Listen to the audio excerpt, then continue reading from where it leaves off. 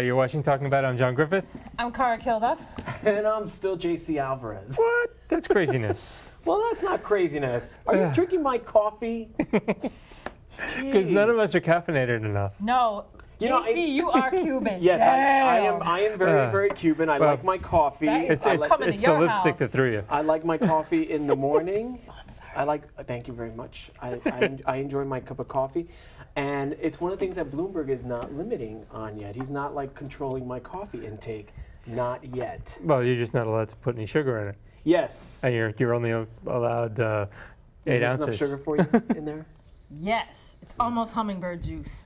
You know, it's almost like we live in New York City. Yes. You know, the police state of New York City. I almost feel as if, you know, Bloomberg is too connected and too involved in all of our businesses. Like, and people thought Giuliani was going too far. And people thought Giuliani was going too far by getting rid of our strip clubs and, like, you know, hey man, I was working in clubs back then. Strip clubs? Well, I wasn't working in strip clubs, but it's like I knew the girls that were coming out of those strip clubs. And I hear you know how to work a pole. But I would see those girls coming out of those strip clubs, and it was just like, you know, it was hard times. FEMA camps.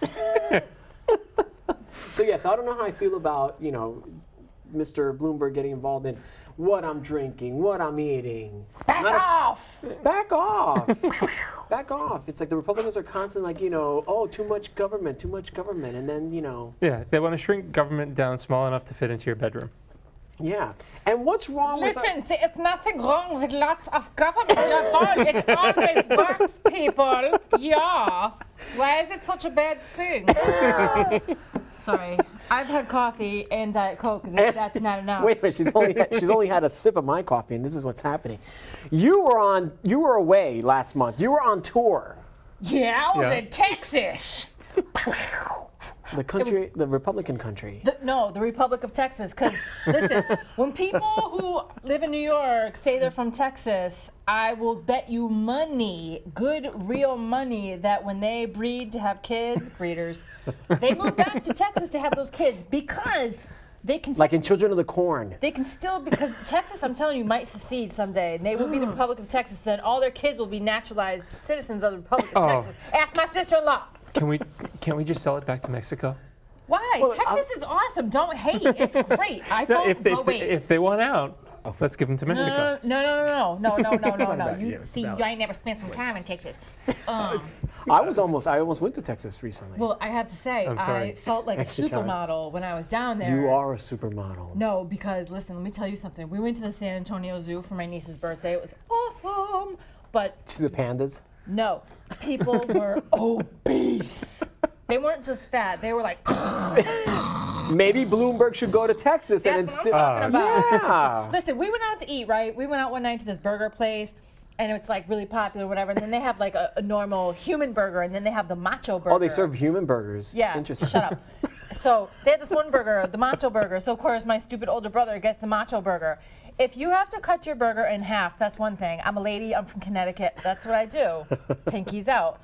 But if you have to cut your burger into fours, it's too big. It's a four-course meal then. You should not be eating it. Or you should not wonder why if you fall down, you can't get back up and you're fat. Anyway. Wait, so if you eat one of those quarters of that burger, it's just too much? No, but you're cutting your burger into Because now I want fours. that burger, Bloomberg. Because it's in fours, so you can handle it, which means it's too much. Oh, I can handle it. I was like, do you ever watch these traveling? Wait a second. We're talking about meat and handling it. You're disgusting. Anyway, go ahead. But do you ever watch any of those traveling cooking shows where the host goes to these places where it's so big that if you finish it, it's free? So gross. They have a lot of that. Sounds like a Friday night at my place. Anyway. Oh, please, it's free either way. My name's JC Alvarez. I can handle a lot of meat. Next. I like eating red. That's why my left hand is sore all the time. I'm a righty, dear.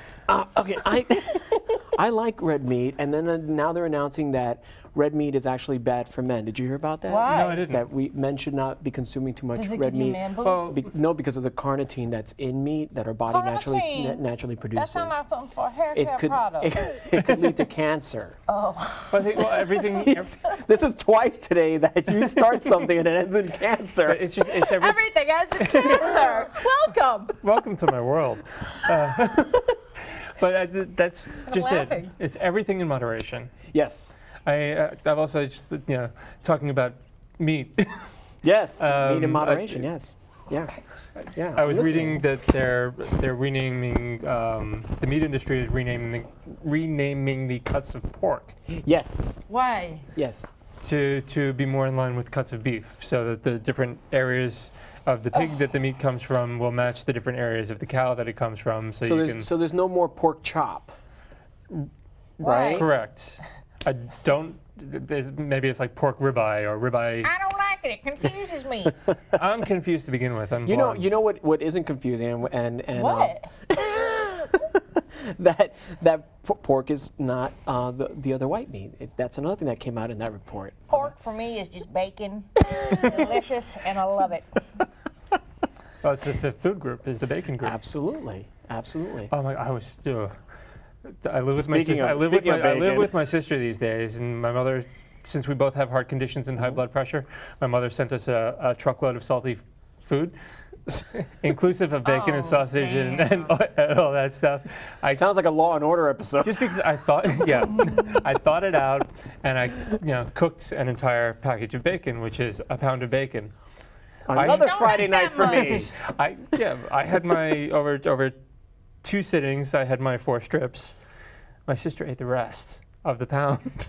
Your sister's with Charles it- Bronson. She has a So Hey, how do you guys feel about the weather? We're moving into spring. It's great. we leapfrogged spring. We leapfrogged right into yeah. No. Because the day that we're live, it was freaking 80 degrees in New Yeah, York, yeah. and last week it was snow. Exactly. Oh wait, can I say one more thing about bacon? You can, as long as There's always you room can for serve bacon. bacon on ice cream, Foley. That's awesome. Oh, I love it. Anyway, no, that's not what I want to. I was on this stupid website and they had emergency bacon, like for when the apocalypse comes. Why do you need emergency bacon? I'm sorry, that is like some hillbilly shit. Does bacon Anyway, not go disgusting. bad? Does bacon not? Thou shalt not cast aspersions on bacon. It is from the Lord. Anyway, sorry. Speaking of Spring, bacon, summer, speaking yes. of bacon, and gay history. I recently no seriously no this is very I know this will come around. This will come around. All right. This will come around.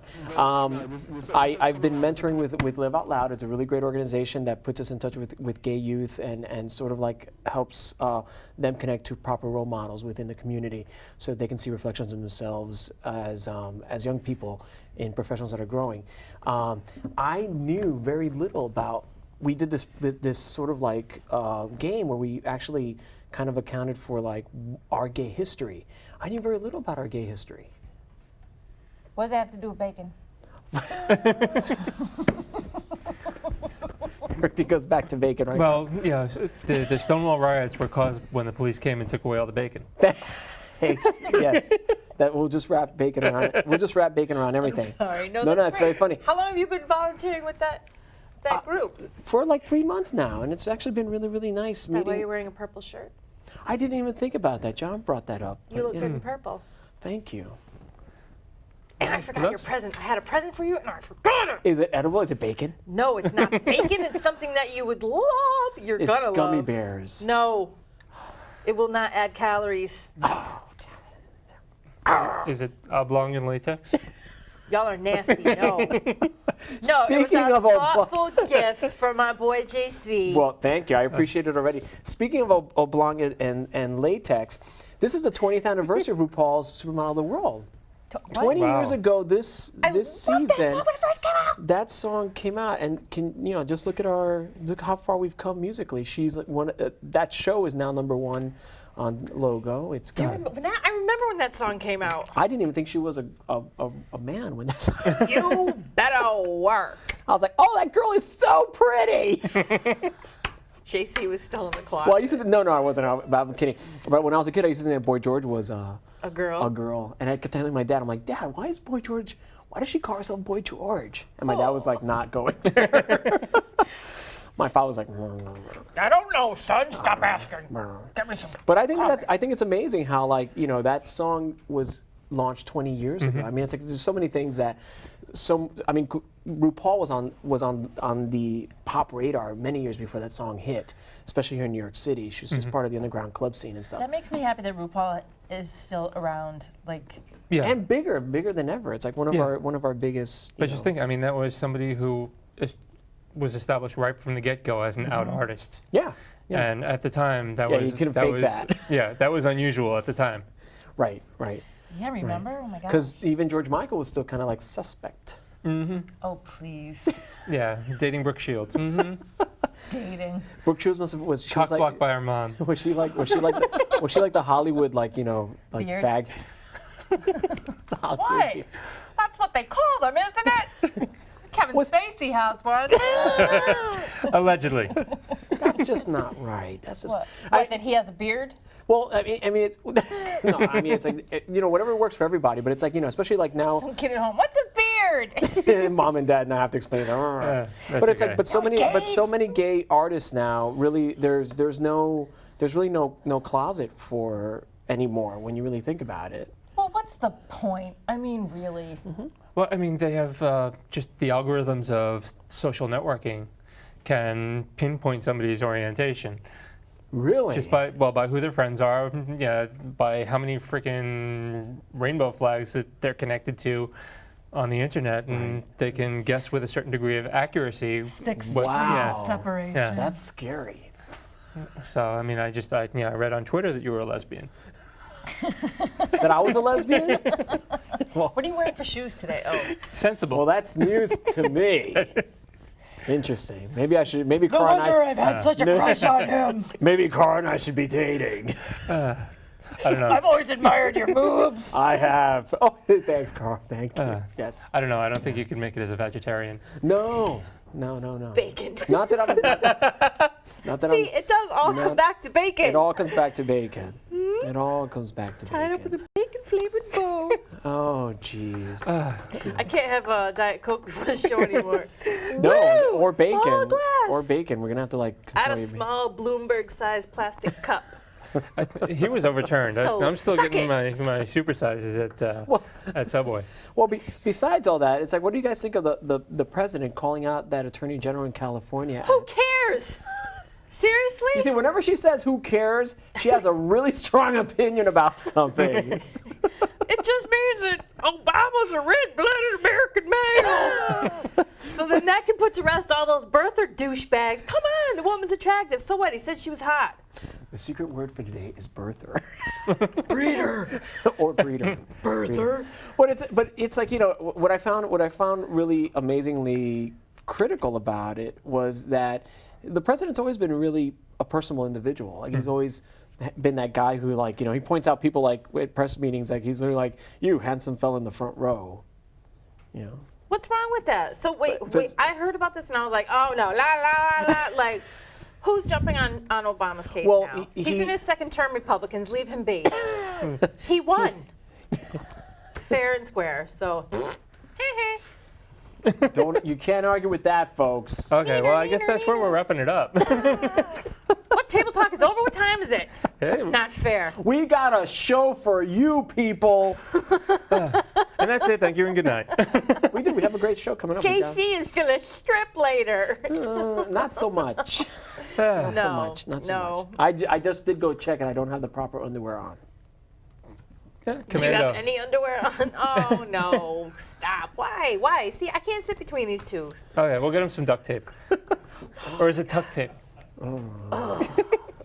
Anyway, we're going to take a quick look at a little announcement, and we got a lot of great stuff rounding out the hour. So stick with us, and we'll be right back.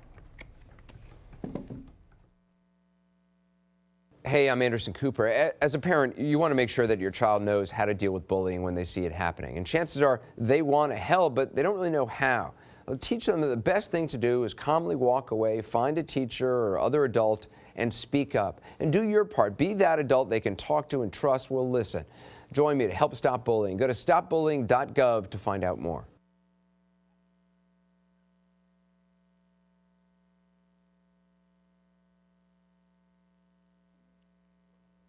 Hey, welcome to Talking About. I'm JC Alvarez. I'm Cara Kilduff. Hi, Cara Kilduff. How are you? I'm well. Hi, JC Alvarez. How are you? Well, now that Twitter thinks I'm a lesbian, I think I should just like come out as a lesbian. I don't think so. You're a very handsome gay man. Oh, thanks. But you know who else is a very handsome gay man? Dimitri Minucci. Welcome to the show. You're a brat. Hi. That's because I like you. Hi, how are you? I like you. I'm well. Pop singer Dimitri Minucci, how are you? Wow, pop singer. I'm great. JC, how are you? I'm doing really good. I'm so glad that you're going to be... I feel like I'm so low. Like you guys are towering over Oh, me. no, you're... No. Do No. whatever makes you comfortable. Don't tell me to do that. Well, I mean, Pants will be it's dropping. Public access. You can do anything you want. Do you want It's to like show off? Robin Bird. Do you want to stop? Oh, can we do? Oh, we can do... Can we cue music? Yes, No, we can. no, We can won't. do that. What We is won't. that? Do you want to Maybe show the off next your, time. your new tattoos? I want to show off my new music. Yes. And maybe the tattoos in the process. Ouch. No, actually, it didn't hurt that much. It hurt when they got really close to there. Yeah.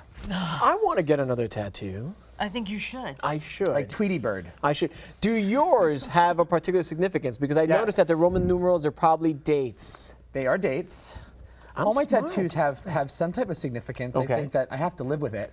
Right, for the rest of your life.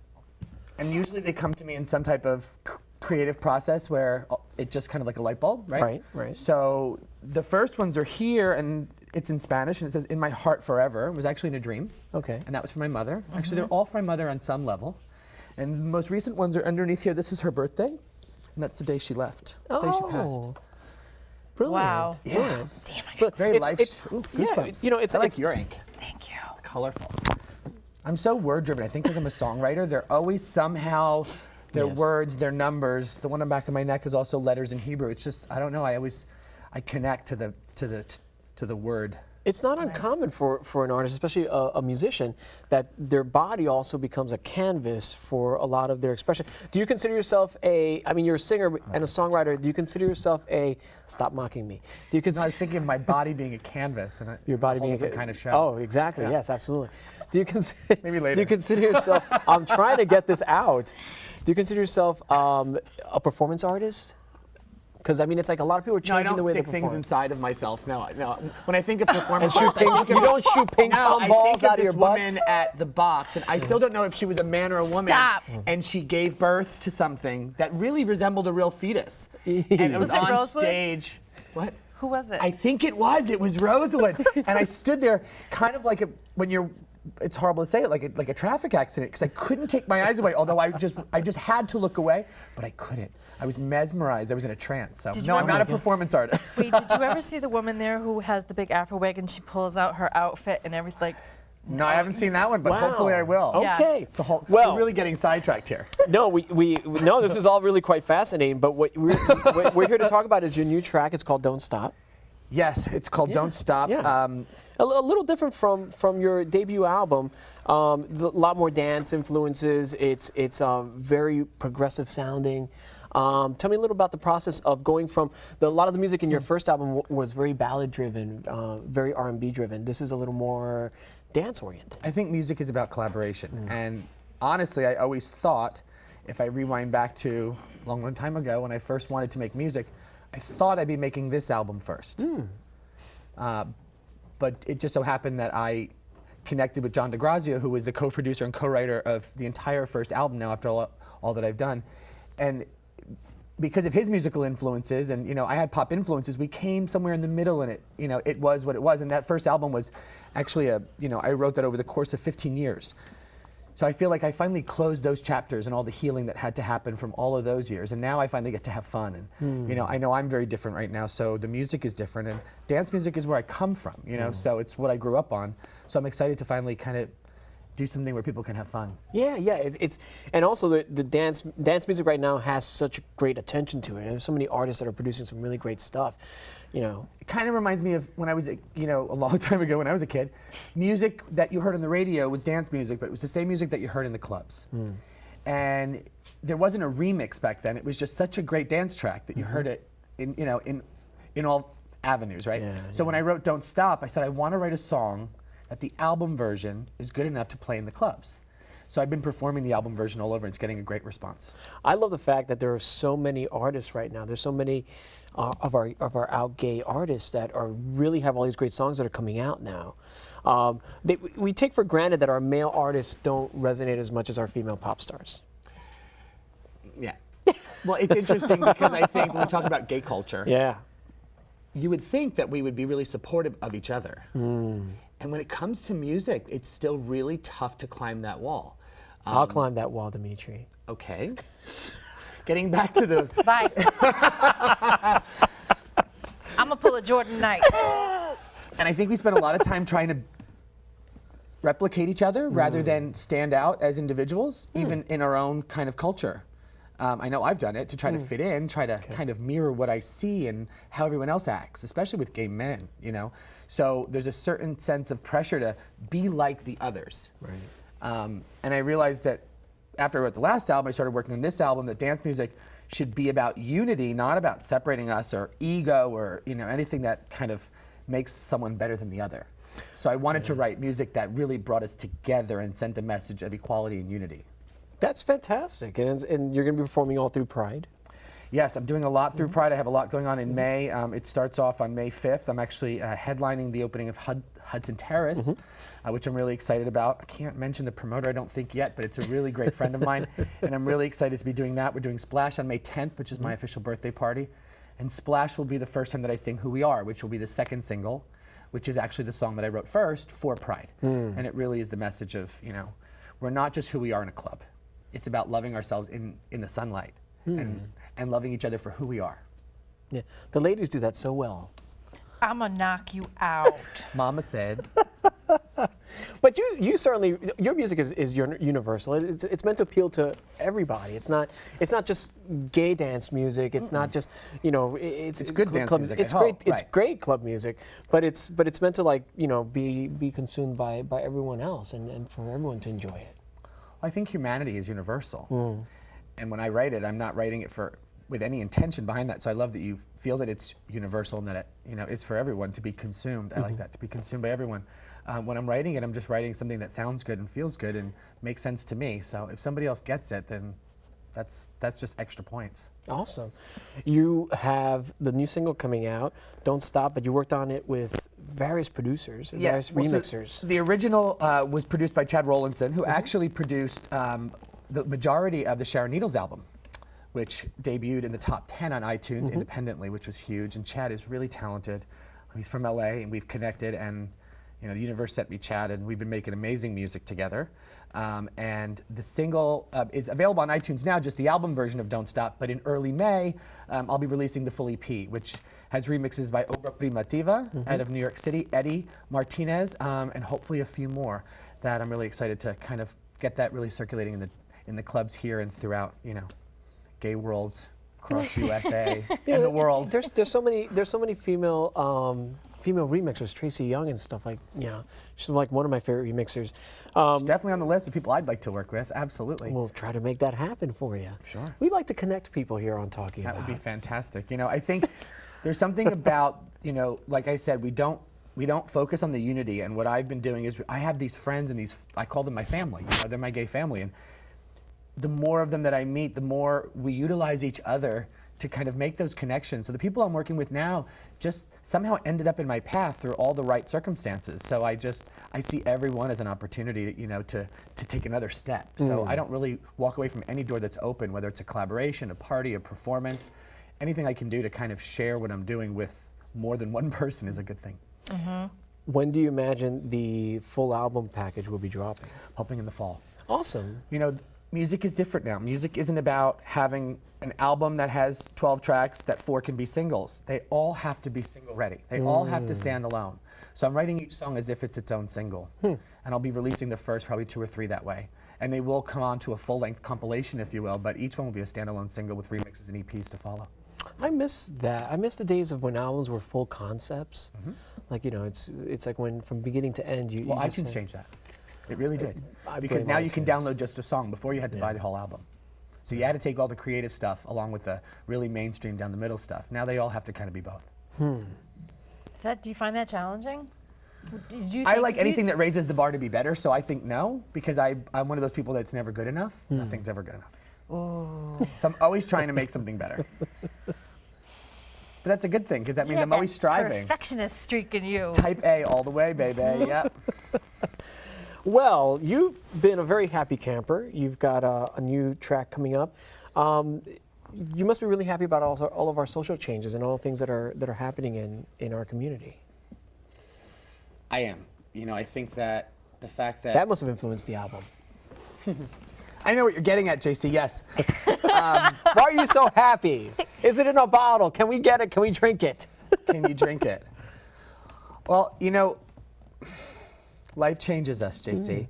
And about a year and a half ago, almost 2 years ago, I think it was, if I'm not, is it June 24th was the date? I wasn't invited, so I wasn't there. No, June 24th was the day that we had the right to legally get married in New York. Oh yeah, I was invited And it was for that. June 24th, I'm pretty sure. Yeah. If I'm wrong, somebody It was around relayed there. it. It was somewhere around there. Someone will let you know if you're wrong. Well, if I'm Someone's wrong, gonna call it's still in and right says- because I took advantage of that in December and I married my best friend, and it has definitely changed a lot for me. I never thought that something like that would have such an impact. I think because I never thought I'd be able to, I scoffed at the idea, and now having the privilege and the right, the civil right to. How does that feel? It feels a lot bigger than I thought it would feel. Because suddenly there's something that means more than everything else. Yeah. Yeah. Yeah, and I think that's what we're all fighting for, to be able to have that right as everyone else, to have that feeling of like, you know, that importance, that you know, that home importance. That's solid. That's great, and it's given us all new music for Dimitri Minucci. He's going to be performing "Don't Stop" for us today, which is available on iTunes.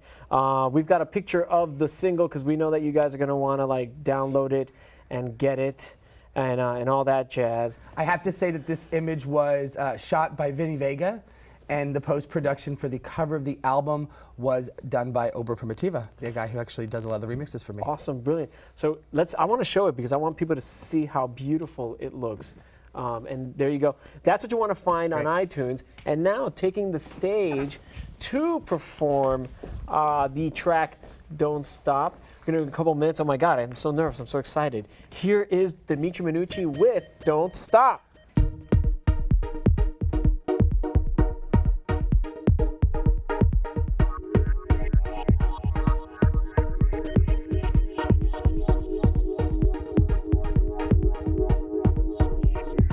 Opening scene on a movie screen.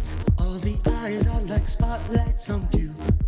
See, I've rehearsed my lines. You're right on time. It's not my first time. I know what to do. Let me be your leading man. Have no doubt I can make you shine like the star that you are. So follow my lead. Promise this will be a role that comes once in a lifetime. I know you want it, don't stop. You gotta make this what you want it just be. I know you want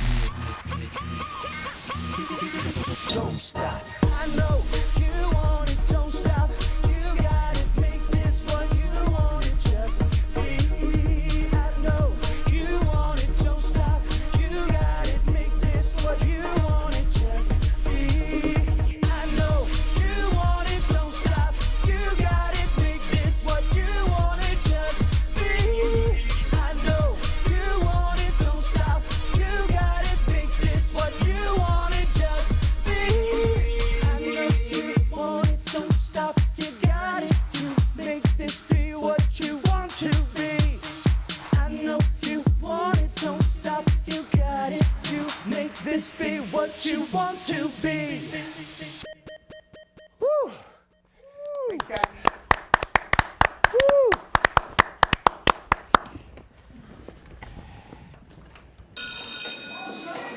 Don't look at me. Your hair's a bit frizzy today. Oh, you should pick that up. Oh, you're such a dork. Loser. Here, let me help you with that. Oops. Every day, kids witness bullying. Oh, look. Your crush is looking at you. Poor you. They want to help, but don't know how. See, no one here's gonna help you, because no one Teach your likes kids you. how to be more than a bystander. Visit stopbullying.gov. Yes. Hi, welcome back to Talking About. I'm JC Alvarez. I'm Cara Kilduff. And joining us today, we have some very special guests, returning guests, special friend of the shows, of course, fitness expert, physical therapist, Greg Mills. How are you? I'm good. How are you? I'm doing very well. Thank you very much. And he's joined by Bouvier Edmond. How are you? I'm very well, thank you. Glad to be here. Absolutely. Thanks for coming.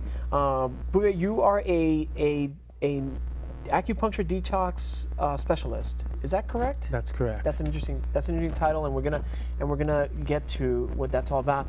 Our discussion is going to be really very important, very significant, because besides the fact that Greg has been on the show before to tell us about fitness and taking care of ourselves, especially get us ready for like summer season and all that kind of stuff. But crystal meth addiction is something in our community that's still growing. It's still impacting a lot of people. It's impacting a lot of young people. And people are still relapsing from it a lot. And it crosses all boundaries. It's not just something that's happening within our community. It's happening all over. Certainly, let's start with Greg. You wanted to tell us about your experience, and can you tell us about your journey and what led you to crystal meth? Well, I hesitate to talk a lot about my childhood, but let's just say that there was foster care involved, and I was very anti-drug as a child. But I was very anti-drug as a child, and I found out that I was HIV positive at a very early age, 22 years ago. And at that point, I thought, well, why the hell not? Because back then, there was really not much hope for you, or at least we didn't think there was. Yeah, it was a very different era, very different time. Yeah. 10 years later, I found myself in a courtroom on my way to prison for selling drugs because I had been supporting my habits, and luckily, I used my time there to build my body, learn a lot about the body, get an education, and get out and try to do something different. I got out. I did things a lot different until I ended up with a partner who was using, and I don't blame my getting into crystal meth because of him. I'm the one who made the decision, but if I had not met him, I probably wouldn't have done it, at least at that point. Right. It was one of those things that, it started off, kind of fun, and then it just became like kind of necessary, and then it became like my whole life, and then it consumed my business and rid me of everything that I loved.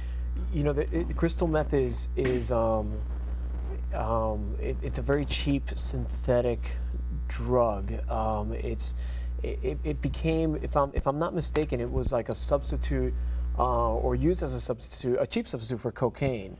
Especially when people couldn't get their hands on crack, because crack really was destroying everybody, people started turning to crystal meth as a cheap alternative.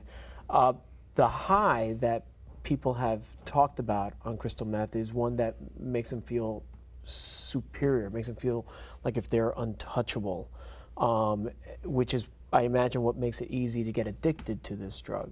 It just makes you not care. I mean, if you're insecure about something, it takes that insecurity away. If you have inhibitions sexually about something, it takes those inhibitions away. The reason why the spreading of HIV is on the rise again is because of the lowering of inhibitions and of the lack of fear of catching it. And so there's a lot of unprotected sex going on, and not to mention, the crystal meth, especially within the gay community, is associated directly with sex. I mean, that's, I think, why it's so, I think that's why you see, like, you go to a Crystal Meth Anonymous meeting and it's 99.9% gay guys. You don't, I've seen very few straight men at Crystal Meth Anonymous meetings. I mean, I imagine that there has to come a point in this addiction to this drug where you just realize that it's out of control. Well, my point was, and this happened, I don't remember how many years ago it was that I did your show, but this happened October 14th, 2011. I was the last day of about a 2-week-long binge, and I ended up in Bellevue Hospital in the psych ward, blind, and I had a heart attack, and I had called the police on myself because I thought someone was in my air conditioner vent trying to shoot me. And when they came and broke my apartment door down, I was hanging from like the pipes in the ceiling in the air conditioner vent. And I mean, it was just a really psychotic situation. I mean, I was like, oh, hello, you know. And then like all of a sudden reality came, like, what am I doing, you know? And I mean, like, there have been other times where there were overdoses and other times where, you know, bad things happened to me, but I mean, they were never that bad. I mean, I woke up not knowing where I was on a ventilator with tubes down my throat, strapped to a bed where I couldn't move. I was scared, and another one of our neighbors, Chris, one of my neighbors waved at me, and I was like, it comforted me that at least somebody was there that I knew. And they wouldn't let me go until I could see again. They had Imagine that. Yeah, they were like, and they wanted to make sure I wasn't a danger to myself. And so, like, just that alone, I mean, like losing my sight and almost losing my life. I'm like, well, actually, I did lose my life. They had to revive me in my apartment and twice in the ambulance on the way to the hospital. And I only live a few blocks from Bellevue. So that did something to me. And, you know, when I got out of the hospital that time, for the first time, and like I mentioned earlier, I had gone to prison for dealing years and years ago. For me to be confined is a lot to take. I mean, it would take a lot for me to say, okay, lock me up. Well, this was bad enough for me that I said, hey, lock me up, because if you don't lock me up, I'm not going to live. And unfortunately, in New York, most insurance companies don't have to pay for inpatient rehabilitation for crystal meth, and there's no detox units for crystal meth. There's no detox, and the only way you can get an insurance company to pay for an inpatient rehab is if you're referred to the rehab through detox, and you have blood work showing that you have high levels of the drug in your system, and you know, blah blah blah, and so. I didn't. By the time I got out of Bellevue, I had no drugs in my system. I was completely sane. I mean, I was depressed and I was scared, and they wouldn't put me in. And I had tried to stop many times before, and I did. I had, like, you know, 8 months, 9 months, a year. You know, like I would get close. You know, I never made it a year. I would get close to a year, and as soon as I would get close to a year, I would relapse. And the main reason why, I think, was not because it was like, I would think, oh, it's almost a year, I'm cured. It was just that I would start working more than I would start going to my outpatient meetings and stuff like that.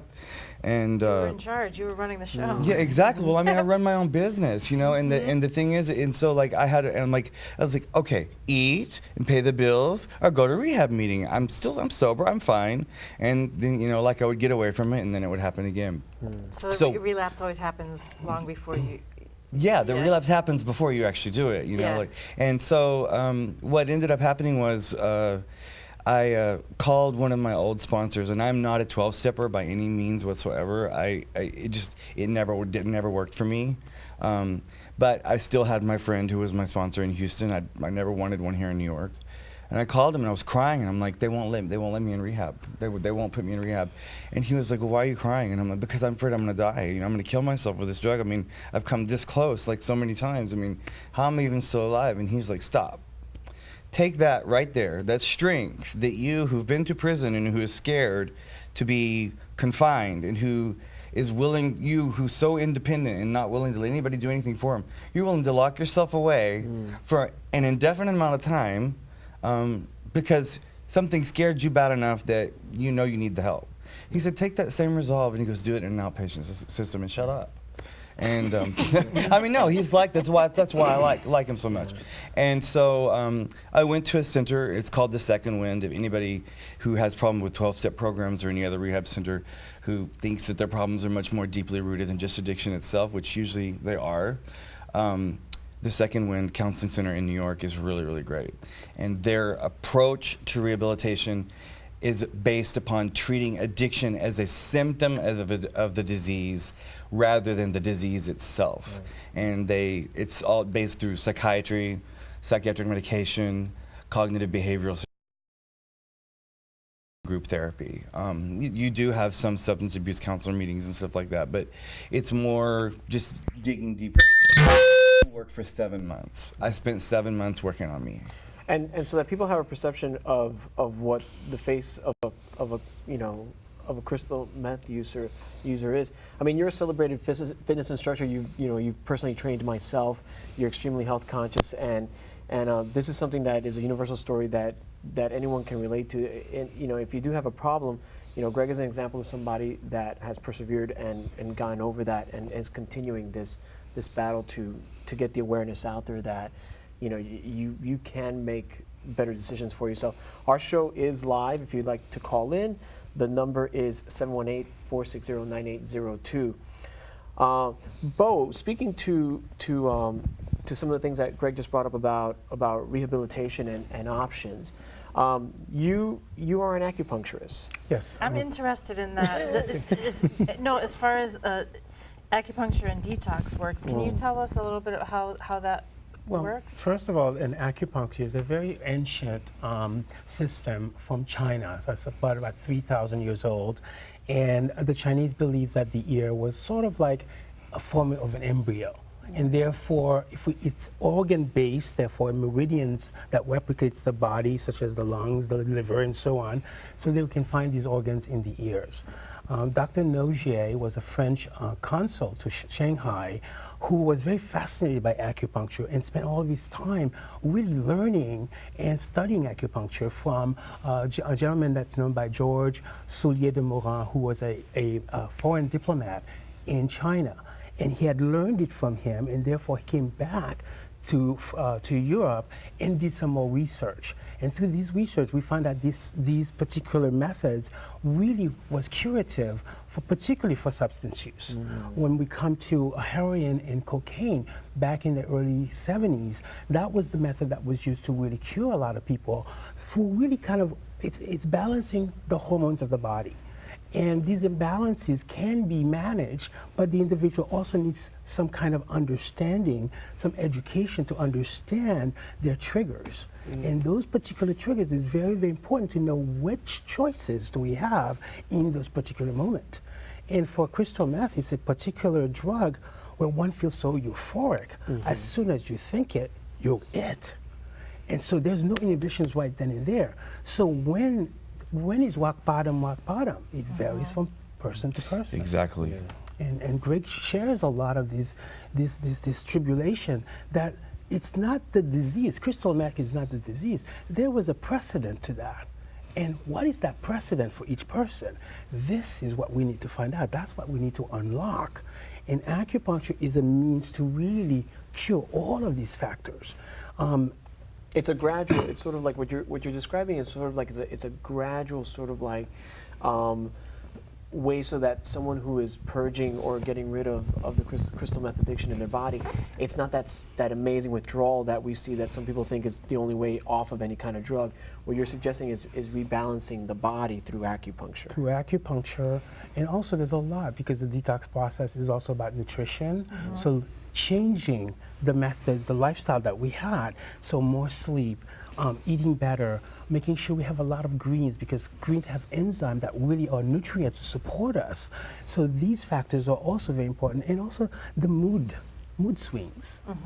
Really modulating that so that it's more even keel. So the restlessness and the anxiety that we often see in drug patients, that's really about balancing all of that. And I'm sure like, we can share like mind, body, that. spirit, total wellness also includes addiction, and everything that you said is accurate.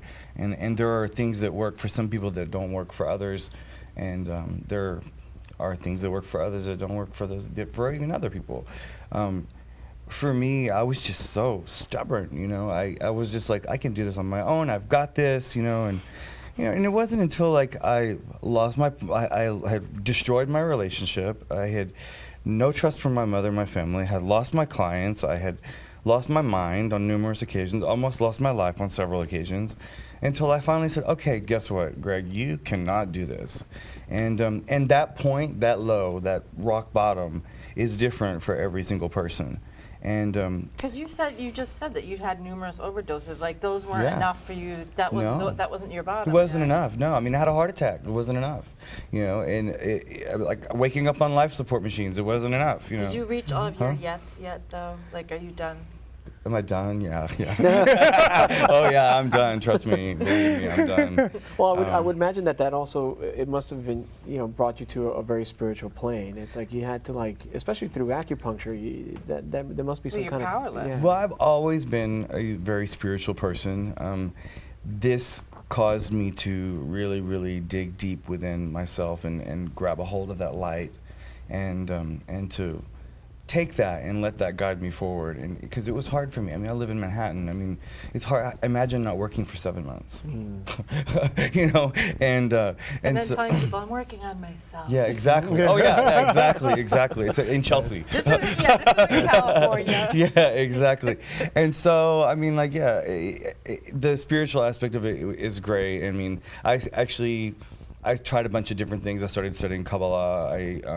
That helped some, but I mean, all of it really is just kind of like the same to me. I think religion is just like a brand of spirituality. Yeah, I couldn't do it without my connection to the divine, whatever you want to call it. And I'm grateful to have that. And I believe, like I believe that my relationship with my current partner, who I also just married in December. Congratulations. Thank you. Congratulations. Thank you. I think that is really, really helping me continue to move forward, not just in recovery, because I mean, I don't want to say I think I'm fully recovered, I mean, I would like to say that, but I mean, he motivates me in ways that, no one else can, and I've never been able to have a positive relationship with someone before now, and part of it was because I didn't know how to love myself, and then when you become a crystal meth addict, this is what happened with me. This is like, I'll go into like one little deep dark thing, is I used to look at people walking down the street and that were talking to themselves, and I would just like ask myself these questions, like, how did this person get to that place where they're talking to themselves? And then one day I was walking down the street and I was having like this flashback in my head, remembering something that I did when I was on a binge, and I was like, oh, I'm like, no, and I said it out loud, and I realized I had become that crazy person, my ex used to ask me all the time, he goes, why?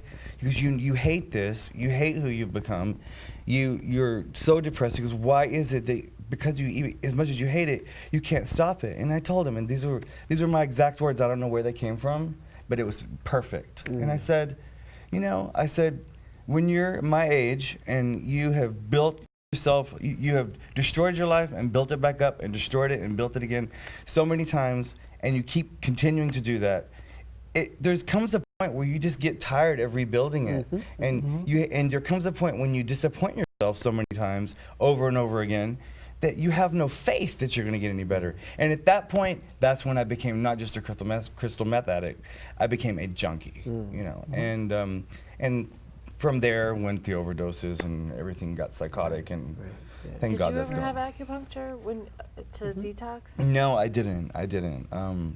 I was treated with antidepressant and anti-anxiety medications. I went through 7 months of intensive cognitive behavioral therapy 3 times a week, a regular psychotherapist twice a week, and I saw a substance abuse counselor once a week, one-on-one, 5 days a week, in a small group, and the rest was just all about me. It was basically just all around learning how to understand. You have to teach your brain different pathways. Yeah, exactly, Yeah. exactly. You know, they give you this list of questions, and it's called the distorted thought process. And you check off yes or no, like I have these thoughts. This is what pops into my head when so and so happens. And I'm like checking like 99 out of 100 of these questions, yes, and I'm like, oh my God, am I that nuts? You know, and yes. yeah. And so, but the cool part about that place, especially the second wind, the cool part about it is it gets you to a place where you really see where some of your distorted thought processes come from, and you want to fix it, you want to get over it. And it's funny because I would like be walking down Fifth Avenue on my way back to my apartment, and I'd be like, and all of a sudden I would like, have this thought, and I'd be like, oh, I'd stop and just pull over to the side like I was going to do a text message. But instead, I would like pull up my little cognitive behavioral therapy app on my iPhone and say, where is this thought coming from? You know? Do you think that second wind helped you out because you had the willingness? You have to have the willingness for any program to help you out. But I had the willingness when it came to going to CMA meetings. I had the willingness when I went to another rehab center, which I won't mention because I didn't like it. But it helped me because they didn't tell me I was sick because I was on crystal meth. It helped me because they told me I was sick, and basically I had so much toxic stuff going through my head. You were self-medicating for years. Exactly. Yeah. So and it was just that, you know, it was all compartmentalized stuff that had to come out. Yeah. And you know, once trust me, there were moments in therapy where I had nervous breakdowns where I thought they were going to drag me in an ambulance back to the psych ward. But I mean, like, it really, really, really, it saved my life. But have you noticed in your practice with your clients that they actually get to a place through the acupuncture that they feel better, are more connected, are more well-rounded, that you're introducing them to things that they didn't think of before through the acupuncture? Absolutely, because they're coming in with a volition, and that's the declaration that I want to get better. And each time they come in, that's the intention. I'm basically here as a support, a conduit to facilitate that and hold that space. And also to allow them to have access to these emotions, those feelings that used to be very disturbing, to be able to really look at them and to own them and to know that you have the power to change them. And not be afraid of having a feeling. Exactly. And then also to be able to seek additional help, because acupuncture is adjunctive in the substance use treatment. It's not just acupuncture. Spirituality comes into play. Trusting, learning to trust other people, trusting self. Having these conversations, looking for options. What are my options before I jump? What are my options? Do I need to look at that and create 5, 6 different plans before I just jump and go for it? And see, I'm fortunate enough to live like just one floor up from this guy. This guy is awesome. So he's helped me a lot. He has. No, and he's just amazing. And I'm so grateful that you're able to share this story, because if you can make one difference for one person, as we were talking earlier. Right. I have to admit, I got so excited when I saw like your credits, I guess, but just certified acupuncture detox specialist. That's amazing. And so, I mean, you work hand in hand with people's treatment programs. Well, yes? absolutely. But let me just share a little bit about that, because it is a trained process. One has to study acupuncture. Right. I studied at the Swedish Institute, so I have 4 years of academic training and also 12 internships. I've actually worked at various hospitals working with all kinds of patients, HIV, cancer, including substance use. So one has to really look at everything else. Just because a person comes into me and they have an issue, well, there's no judgment on whatever that issue is. Right. They're just going through a journey. How do I support an individual to get to their wellness? And that's the objective. And no judgment, it's really support and lots of love and lots of love. There are going to be some of our viewers are going to be curious about maybe getting more information about acupuncture, especially for dealing with meth addiction. How can they get in touch with you? I'm located, and you can reach me at 917-686-6044, which is my telephone number.